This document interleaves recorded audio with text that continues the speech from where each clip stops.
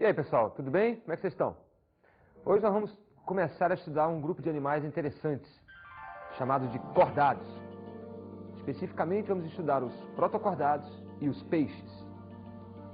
Vamos observar que eles começam a ser estudados no meio aquático. E depois é que nós vamos chegar no meio terrestre. Então, os protocordados, os peixes e até os anfíbios, né, são observados, né, esses animais existem dentro da água. Depois vem os répteis, as aves e os mamíferos, onde esses animais já têm uma predominância de ambiente terrestre. Mas que fique claro, os cordados surgem na água e depois é que vem para a terra. Vamos então falar um pouco das características gerais de um cordado. É necessário que existam 3 estruturas básicas, pelo menos uma vez na vida, desse animal. A notocorda, fendas branquiais e tubo neural. Notocorda, fendas branquiais e tubo neural são as características mais importantes que definem um cordado. Então imagina que a gente agora vai para Marte. E em Marte vamos supor que tem a vida. E a gente descobrir um organismo e começar a sacar que ali tem notocorda, tubo neural ou fendas branquiais, eu estou diante de um animal marciano cordado. Tranquilo? Vamos agora detalhar um pouco essas 3 características de cordados. Vamos começar com a notocorda. O que seria a notocorda? Imaginemos que esse fio, tá? Que esse fio seja então um conjunto de fibras e essas fibras estão no dorso do animal. E elas têm a função de sustentação. Só que preste atenção, olha a flexibilidade desse fio. Assim é a notocorda. Ela é diferente da coluna vertebral, que é óssea e é formada parte por parte. A notocorda é um feixe contínuo de fibras proteicas que vão estar presentes pelo menos uma vez no corpo do animal. Posso te dizer o seguinte, a notocorda em alguns animais surge num período da vida desse animal e depois some. Em outros animais, a notocorda surge no período embrionário e aí vai existir até a vida adulta dele. E não surge outra estrutura, nem some a notocorda, nem surge coluna vertebral. Em alguns animais, a notocorda ela é simplesmente substituída pela coluna vertebral. Preste atenção, notocorda não origina a coluna vertebral. Notocorda serve de molde para que a coluna vertebral saiba onde tem que crescer, saiba onde tem que surgir. Senão a coluna vertebral vai nascer na barriga do indivíduo. E agora o tubo neural. Um conjunto de células nervosas, neurônios, né, que vão surgir também no dorso do animal e que no futuro vai dar origem ao sistema nervoso central, o cérebro e a medula espinhal desse animal. Então, já vimos a notocorda e agora estamos vendo que esses animais têm tubo neural na fase embrionária e no futuro vai dar origem ao sistema nervoso.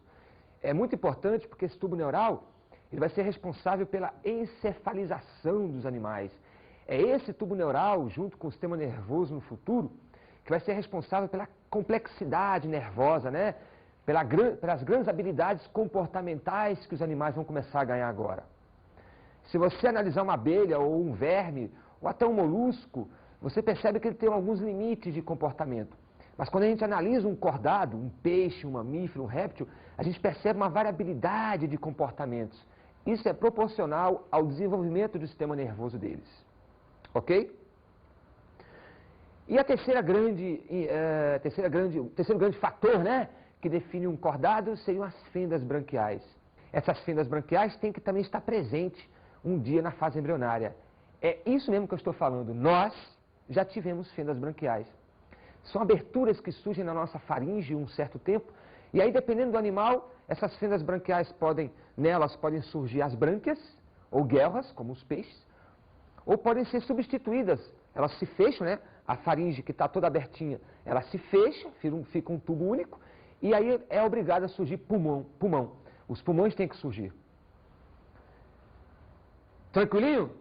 Outras características que definem cordado, ou que estão presentes nos cordados, melhor assim, é que eles têm simetria bilateral. São raros os cordados que não têm simetria bilateral. Exemplo, as assídeas, nós vamos ver aí, que é um protocordado, na fase adulta ela perde um pouco a simetria, fica um pouco amorfa, não dá para classificar. Mas de um modo geral, os cordados têm simetria bilateral. É como se me cortasse ao meio e eu tenho lado direito e esquerdo muito parecidos. Também são classificados como deuterostômios. O que significa dizer deuterostômios? O tubo digestivo nosso é completo, com boca e ânus. Mas esse tubo digestivo se forma no período embrionário. Então, no período embrionário, existe um orifício. Esse orifício chama-se blastóporo. E lá no embrião, o blastóporo, que é esse buraquinho que está se formando, se ele der pela primeira vez origem à boca, o animal é chamado de protostômio. Mas se esse buraquinho der origem pela primeira vez a um ânus, esse animal vai ser deuterostômio. Nós somos deuterostômios, nós os cordados. Tá? Nosso primeiro orifício que surgiu foi o ânus e não a boca. Tranquilo? Os cordados também são triblásticos, têm os 3 folhetos embrionários, e também celomados. Vamos agora classificar os cordados. Os cordados são divididos em dois grupos importantes. Os protocordados e os eucordados. Os protocordados é onde estão os cordados invertebrados. Eles não têm coluna vertebral e dependem ou não da presença da notocorda durante a vida deles. São protocordados, com certeza, os cefalocordados, onde está o anfíoxo, e os urocordados, onde estão as assídeas. E aí tem uma briga. Alguns pesquisadores dizem que os hemicordados pertencem ao grupo dos cordados, e outros já retiraram os hemicordados do grupo dos cordados, e os hemicordados passaram a ser um novo filo. Filo hemicordata e filo cordado. Nós vamos colocar os hemicordados, ainda de modo clássico, junto com os cordados. Então nós temos assim, protocordados são os hemicordados, os urocordados e os cefalocordados. Tranquilo? Os eucordados, nós podemos ainda classificar assim, ó. Nós temos a superclasse dos peixes, que se divide em ciclostomados, os condrictes e os osteíctes. Os osteíctes são peixes ósseos, os condrictes, os peixes cartilaginosos, e os ciclostomados, os peixes sem mandíbulas, são as chamadas agnatas, né? E temos ainda a superclasse tetrápoda, que são os animais com 4 membros, né? E que estão adaptados às diversas situações, como as baleias para nadar, nós para manipularmos. E é lá nos tetrápodas que vão estar os anfíbios, os répteis, as aves e os mamíferos. Vamos agora chamar uma enquete interessante para ver se as pessoas sabem diferenciar justamente o que é um tetrápoda, um peixe. Vamos ver lá, vamos ver lá.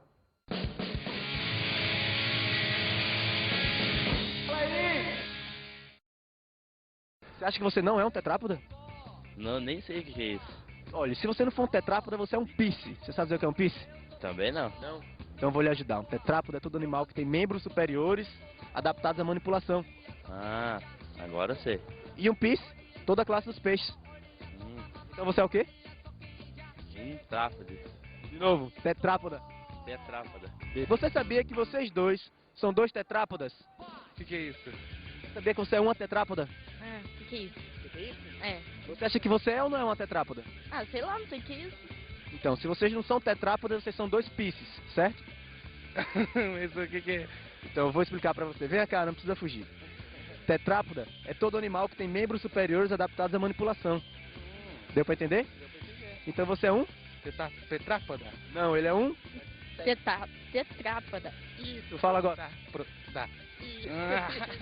E pisse, sabe o que é um pisse? Pisse também não tem. Toda a classe dos peixes. Então se vocês não são peixes, nós 3 somos 3 tetrápodas. Exatamente. Beleza? Beleza. Você iria se ofender se eu dissesse que você é uma tetrápoda? Quê? Tetrápoda. O que é isso? Você é uma tetrápoda, sabia? Não, o que é isso? Se você não é uma tetrápoda, você é um pisse. Nossa, não estou entendendo a sua língua. Então deixa eu lhe explicar. Um tetrápoda é todo animal que tem membros superiores adaptados à manipulação. Ah, é? E pisse seria toda a classe dos peixes. É. Então você é o quê? Tetrápoda? Sim, ela é um tetrápoda. Você viu só? É um problema. Nomes muito difíceis e que não são usuais complicam, né?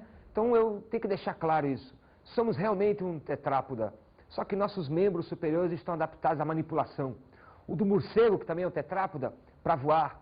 A baleia, o golfinho, para nadar. O cavalo, para tracionar. Ou seja, os tetrápodas têm membros que estão adaptados ao meio ambiente. Não esqueçam disso. Vamos agora nos aprofundar nos protocordados. De um modo geral, um protocordado ele é aquático, pode ser de água doce ou da água do mar. Ele é um invertebrado. Ele é um agnata, que significa dizer que não tem mandíbula, não tem queixo. Tranquilo? Isso define um protocordado. Vamos então falar especificamente de dois protocordados, os urocordados e os cefalocordados. Urocordados, vamos começar por eles. Os urocordados têm como exemplar as assídeas, como você está vendo na imagem, lembra muito uma esponja, né, um porífero, mas não é, é um animal bem mais complexo que aquele. As assídeas são animais de pequeno porte, né, são pequenininhas, geralmente se encontram nos recifes de corais, junto com os selenterados, então foi uma comunidade interessante. São características dos urocordados serem animais aquáticos e predominantemente marinhos. Eu encontro bastante no mar esses animais, mas existem algumas espécies em água doce. Mas a grande característica de um urocordado é a presença de uma túnica, né? De um revestimento externo à base de celulose. Por incrível que pareça, é isso. A celulose que está presente nas células vegetais vai agora também estar compondo a túnica, né? Esse esqueleto externo dos tunicados. Tranquilo? Por isso eu posso chamar as assídeas, ou posso chamar os urocordados de tunicados. Esses animais apresentam também como estrutura característica duas aberturas, uma que entra a água e outra que sai a água, chamada de sifão inalante e sifão exalante. A água entra e vai circular dentro de uma grande faringe. Os urocordados têm uma grande faringe no seu interior e essa faringe serve ao mesmo tempo para quê? Para filtrar a água de onde vai retirar o alimento, o plâncton, e ao mesmo tempo para respirar, tirando dali o oxigênio. Posso dizer que a faringe então funciona como brânquias também. Tá legal? Posso então adiantar que a respiração desses animais é branquial. Também os urocordados, vamos logo ser mais específico no que se refere à reprodução, eles são geralmente hermafroditas, né? São monóicos, têm um desenvolvimento indireto, eles passam por uma fase larval, como você vai ver aí a larva, né? Olha só que interessante. Aliás, pegando essa imagem, comparem a faringe da larva, né? E ela vai crescer bastante no adulto. E a fecundação desses animais é externa, né? Liberam-se os óvulos lá, os espermatozoides aqui, e vai haver uma fusão ali no meio aquático. Quero que vocês voltem a observar a larva. Preste atenção, observe então a larva, muito bem. E olha só, existe a notocorda nessa larva. E depois que essa larva vira adulta, não existe mais a notocorda. Ela perde a notocorda e quem vai sustentar o urocordado é justamente a sua túnica, que não está presente na forma larval. Os urocordados também têm tamanho reduzido, eles são pequeninos, né? São comestíveis alguns. Lá na Ásia, no Japão, por exemplo, eles fazem parte da gastronomia. Também são animais sésseis na sua maioria. A larva, sim, é livre natante, mas a maioria das assídeas estão presas, né? Nos recifes de corais. Onde é que eu encontro os urocordados, as assídeas? Eu posso encontrar nos recifes, mas eu também posso encontrar em regiões abissais, em regiões pelágicas, em regiões bastante profundas, onde inclusive não existe iluminação. Mas são animais adaptados, eles conseguem viver bem. Vamos falar agora dos cefalocordados. O maior exemplo é o anfíoxo, um animal dos mais evoluídos entre os protocordados. O anfíoxo, com certeza, dentro de uma linha evolutiva, deve ter originado algum peixe lá na história do tempo.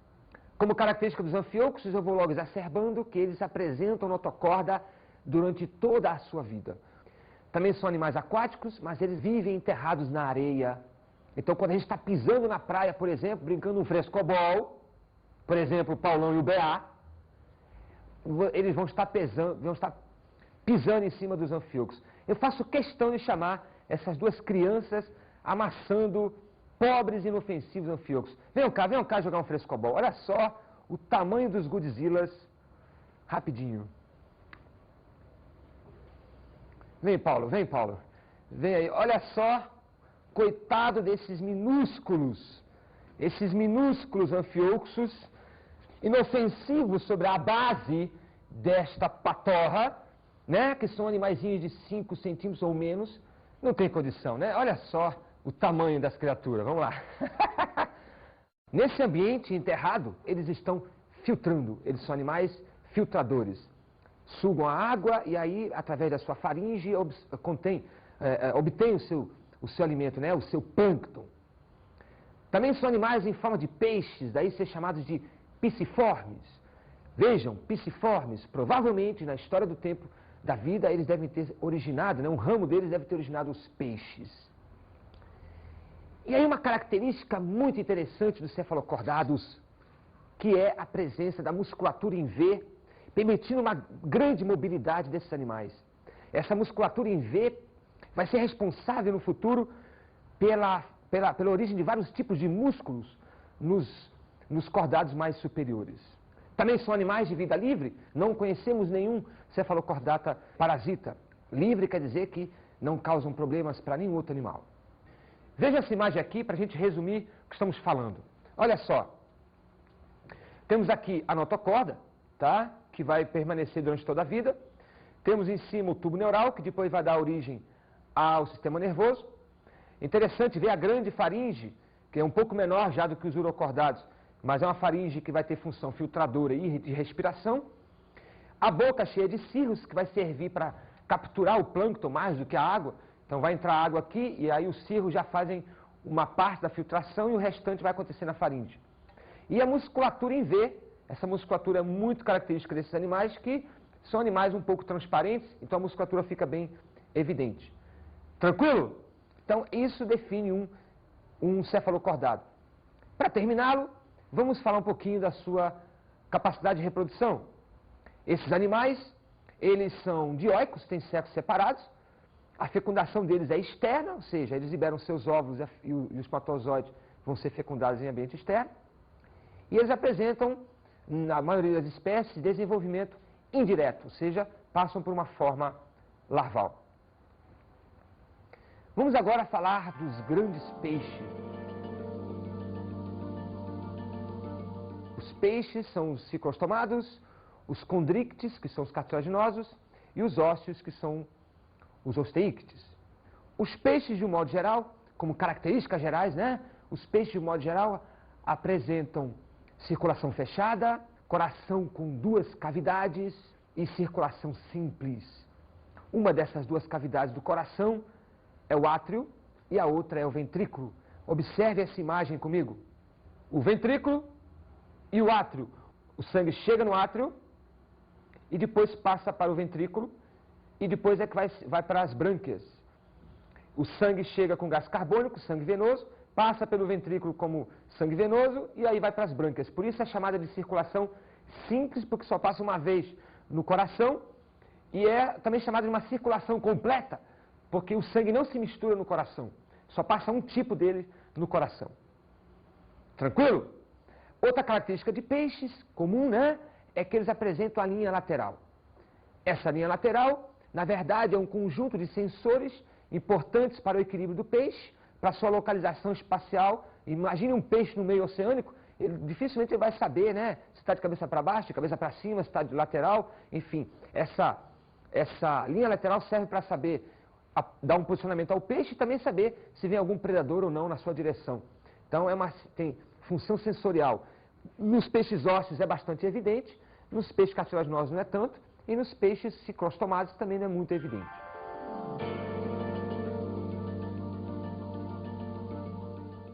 Vamos agora falar dos ciclostomados, os peixes agnatas.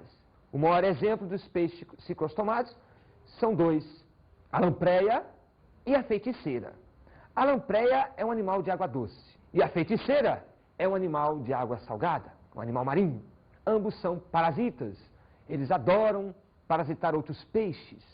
E aí tem uma imagem mostrando, por exemplo, um peixe com duas lampreias sugando sangue, né? São animais hematófagos. Se estão sugando é porque tem uma ventosa, então a boca dos ciclostomados, ela é a sua principal característica, não tem mandíbula, mas tem ali uma ventosa. Lembra da tênia?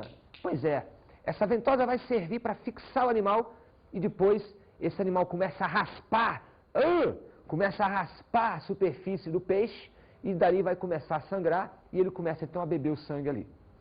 Uma outra característica é a presença da tiflossole, uma espiralização do intestino, um dobramento do intestino, da parede interna do intestino, para que o alimento demore a passar no intestino, já que o intestino é retilíneo.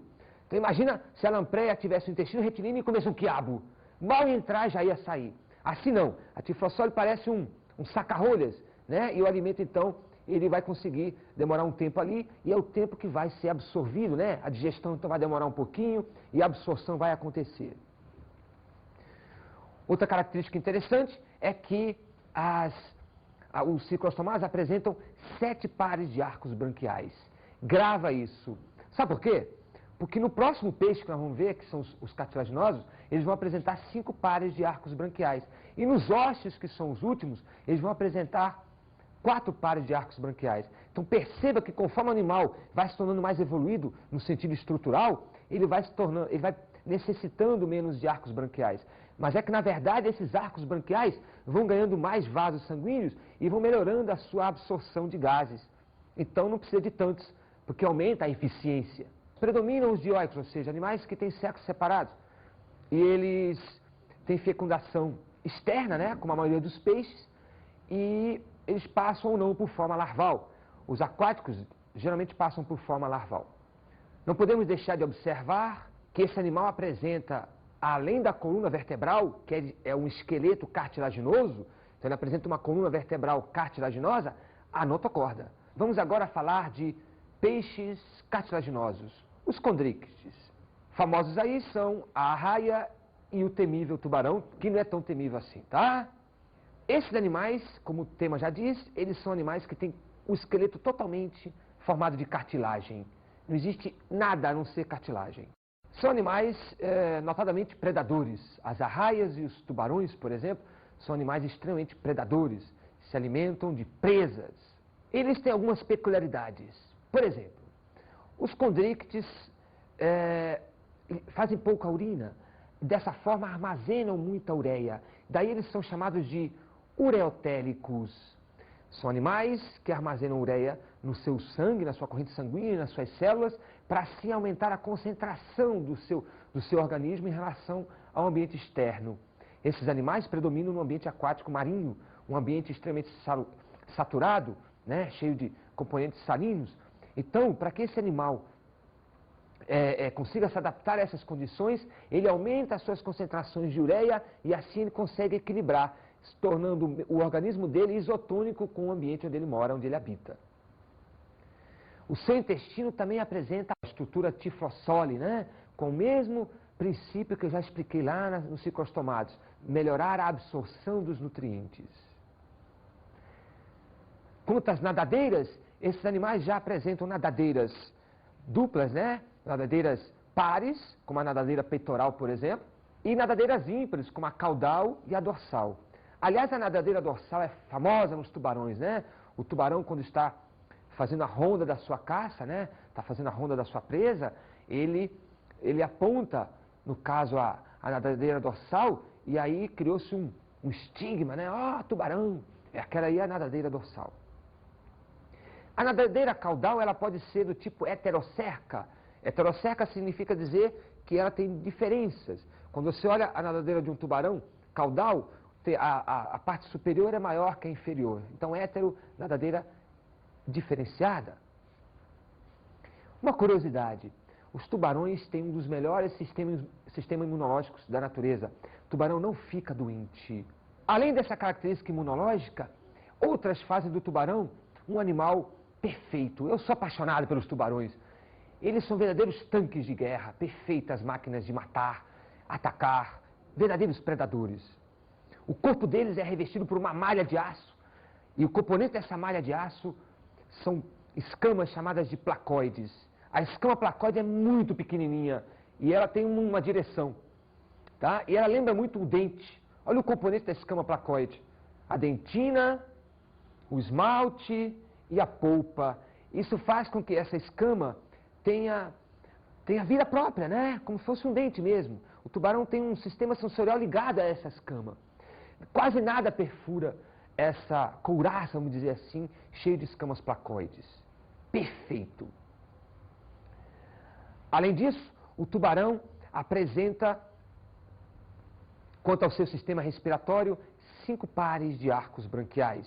Esses 5 pares de arcos branquiais, ou seja, 10 brânquias, estão 5 em cada lado, e a gente consegue, quando vê um tubarão, nós conseguimos ver as fendas branquiais, Qualquer criança que for desenhar um tubarão, ela pode não desenhar direitinho o tubarão, mas as fendas, as 5 fendas em cada lado, elas são bem desenhadas. Isso é marca registrada dos tubarões. Esses peixes não apresentam bexiga natatória, que é aquela estrutura que a gente vai ver daqui a pouco nos peixes ósseos, responsável pela sua flutuação. Os peixes cartilaginosos optaram pela seguinte estratégia. O esqueleto deles é leve, que é de cartilagem. Beleza? Eles aumentaram a oxigenação do sangue, então tem mais ar diluído no sangue. E aí, esse animal, então, não precisou da sua bexiga natatória. Então, não existe bexiga natatória nos peixes cartilaginosos. Não tem função alguma. Também são chamados de gnatostomados, porque eles são animais que apresentam mandíbula. Então, preste atenção. Até os peixes cartilaginosos não existia mandíbula nos cordados. Vai surgir mandíbula, queixo, né, nos peixes cartilaginosos e depois vai avançar por todos os outros animais até chegar nos mamíferos. E esse queixo faz dos futuros cordados grandes predadores e grandes comedores. Quanto à reprodução, existe uma peculiaridade. Vamos falar, né, do nosso tubarão. O tubarão apresenta pênis. Esse pênis, na verdade, é um órgão que surgiu por transformação de uma das suas nadadeiras ventrais. Esse pênis, então, permite com que os tubarões tenham uma cópula e uma fecundação interna.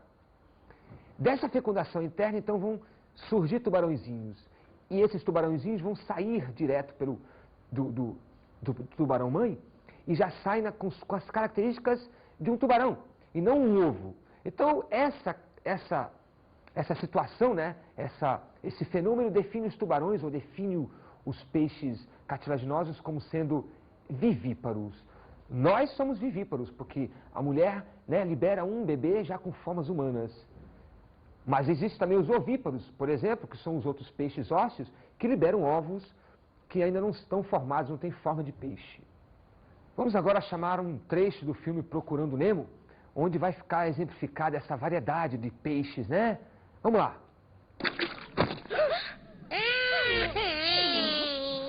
É ali que devia brincar. Que nadadeira é essa? Ela é meio engraçada. Ai, eu tô quieto. Comporte-se, é o primeiro dia de escola dele. Ele nasceu assim, crianças. É a nadadeira da sorte. Pai. Olha esse tentáculo. É mais curto do que os outros tentáculos, mas quase não dá pra notar. Principalmente quando balanço assim. Eu sou alérgico a H2O. Eu sou um mala sem alça. Vamos aprender e nomear. Todas as ondas vão no mar pra valer. Tio Raia! Vem, Nemo! Opa, não, sai de perto de mim. Pelágica, mesopelágica, batial, abissal. As outras são profundas, não dá pra ver. Onde será que a minha turma foi parar?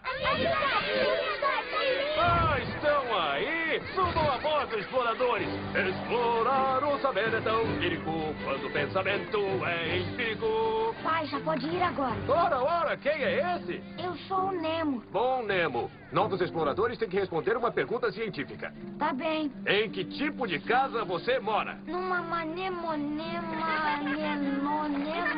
Tá bem, olha o nó na língua. Bem-vindo a bordo, exploradores! Se eu saber, uma das nadadeiras dele é pequena. Quando fica difícil pra ele nadar, eu dou uma paradinha. 10, 15 minutos já dá. Tá na hora de você ir agora. Não esquenta! Vamos ficar juntos em grupo. Atenção, turma! Órbitas oculares pra frente e lembrem-se, vamos evitar de expressar opiniões... Legal, né? Muito bonito esse filme, né? Viram, então, vários peixes entre os cartilaginosos e os ósseos. O Nemo, por exemplo, é um peixe ósseo. E agora vamos começar a falar dos peixes ósseos. Como característica geral, eles apresentam esqueleto ósseo e algumas partes, né, as articulações, por exemplo, cartilagem. Apresenta o corpo revestido por escamas, só que agora as escamas não são mais placoides, mas sim membranosas. E essas escamas recobrem o corpo do peixe, protegendo-o. Alguns peixes, as escamas são minúsculas, e a gente considera que são ausentes, né? O pessoal chama popularmente de peixes de couro. Como exemplo, nós temos aí a sardinha, o pirarucu, a pescado, o lambari, etc, etc, etc. Podemos ainda falar que esses animais perderam mais um par de arcos branquiais. Eles apresentam agora 4 arcos branquiais, ou 8 brânquias. E essas brânquias estão protegidas por uma estrutura óssea na cabeça, chamada de opérculo. Quando a gente vai comprar o peixe, a gente levanta o opérculo e vê se as brânquias estão vermelhinhas, brilhantes e com cheiro característico de peixe. Se não tiver com aquele cheirinho bacana, o peixe está ruim. Esses animais vão apresentar, por exemplo, a bexiga natatória. Já que o esqueleto deles é pesado, eles têm que desenvolver um subterfúgio, né, para se tornarem mais leves. Então a bexiga natatória ajuda esse peixe a subir e a descer. Bexiga natatória é característica de peixe ósseo. Ela está conectada no sistema branquial e no sistema sanguíneo, e dessa forma ela retira o ar do sangue, retira o ar das brânquias, e dessa forma a bexiga natatória se enche e esvazia. Esses peixes também apresentam barbatanas pares e ímpares. Vejam aqui na imagem, nós temos a barbatana dorsal e caudal são barbatanas, a exemplificar, são barbatanas ímpares. E aqui nós temos a barbatana peitoral, que é um exemplo de barbatana par. Essas barbatanas auxiliam o peixe e, no caso da caudal, funciona como leme. A anal também funciona como leme e assim o peixe direciona onde quer ir. Observe o opérculo, que é onde embaixo estão as brânquias. Vou te chamar agora para tu veres outra imagem, onde a gente vai ver as estruturas internas do peixe, dos casos algumas eu citei. Vem comigo. Olha só, esse animal tem o seu coração, bem próximo das brânquias. As brânquias estão aqui citadas, ó. E a bexiga natatória bem exemplificada aqui em azul, né? Essa bexiga é sacular, ela vai encher e esvaziar de ar. O fígado aqui embaixo. E eu quero exacerbar a linha lateral. Ó, linha lateral que está cheia de sensores que vão direcionar, manter esse peixe com noção de espaço-tempo no seu meio. Tá legal? Esses peixes também são gnatas, assim como os cartilaginosos. Eles apresentam mandíbula, e essa mandíbula varia muito de acordo com o tipo alimentar do peixe. Essa imagem mostra como é que o peixe consegue respirar. Observem que a água entra pela boca, e essa água vai levando sais diversos, alimento e principalmente o gás oxigênio. E aí a água sai entre o opérculo e as brânquias. E as brânquias, então, através de um mecanismo especializado, conseguem absorver o gás oxigênio por difusão. E é dessa forma, então, que o animal consegue respirar. Ele não engole a água, a não ser a que ele quiser, para matar sua sede, que ele nunca vai sentir. Não podemos esquecer de falar da circulação desses peixes, que é muito parecida com a dos condrictes. Também eles apresentam o coração com duas cavidades, um átrio e um ventrículo. Ela também é simples e ela acontece do tipo completa, o sangue não se mistura no coração. Tá legal? Quanto à reprodução, são dioicos, têm sexos separados, macho e fêmea. Como a maioria dos animais também ósseos, apresentam desenvolvimento indireto. Eles produzem algumas larvas que popularmente são conhecidas como alevinos, muito importante para a piscicultura, né? O mercado de piscicultura. Esses animais também, na sua grande maioria, apresentam fecundação externa, ou seja, liberam óvulos e depois os espermatozoides também liberados na água vão fecundar esses óvulos. Era isso que nós tínhamos para falar hoje desse mundo maravilhoso, que é o mundo subaquático, onde tem os protocordados e, no caso, os nossos maravilhosos peixinhos.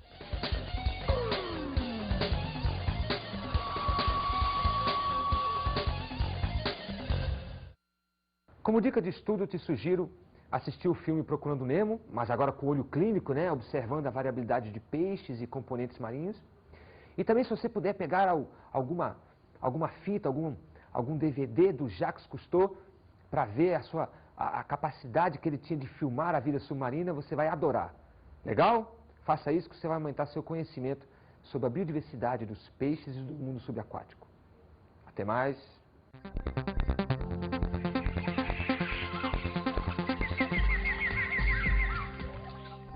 Na aula de hoje, falamos sobre cordados, protocordados e peixes. Os cordados são animais que apresentam características básicas como notocorda, tubo neural e fenda branquial, pelo menos uma fase da vida. Vimos a classificação dos cordados. Os cordados basicamente se dividem em protocordados, que são os cordados invertebrados, e os eucordados, que são os cordados vertebrados.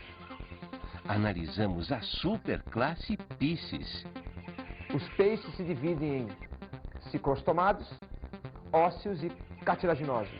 E estudamos as principais diferenças entre peixes ósseos e cartilaginosos. Peixes ósseos formados por esqueleto ósseo e presença de bexiga natatória. Peixes cartilaginosos formados por esqueleto cartilaginoso e armazenam ureia, são ureotéricos. Bons estudos!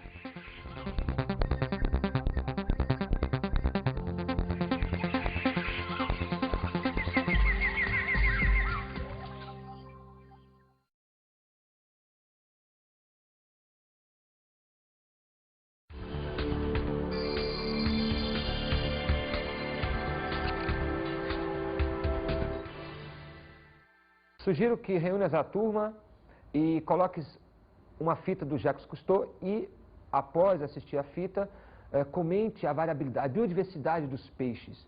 Seria interessante também pegar aquela fita, ou aquele estudo que ele fez na Amazônia, para que os alunos possam comparar os peixes de água doce com os de água salgada. Isso vai ser excelente. Depois peço para fazer um trabalho ou discuto em aberto. Valeu e boa sorte.